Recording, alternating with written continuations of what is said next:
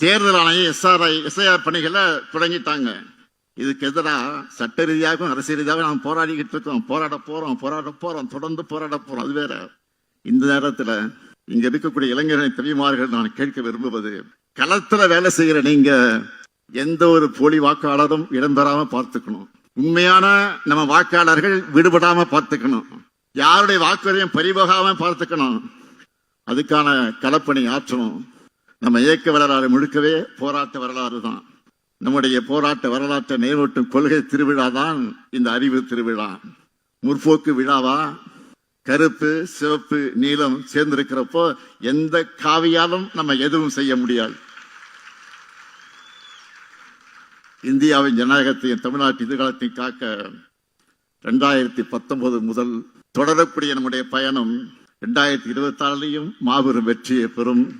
திராவிட model 2.0 ஆட்சி அமையும். தந்தை பெரியாரின், பேரறிஞர் அண்ணாவின், தலைவர் கலைஞரின், இந்த முத்துவேல் கருணாநிதி ஸ்டாலின் கொள்கை வாரிசுகள் இருக்கும் வரையும் தமிழ்நாடு தலைக்குனியாது. தமிழ்நாடு போராடும். தமிழ்நாடு வெல்லும். நன்றி, வணக்கம்.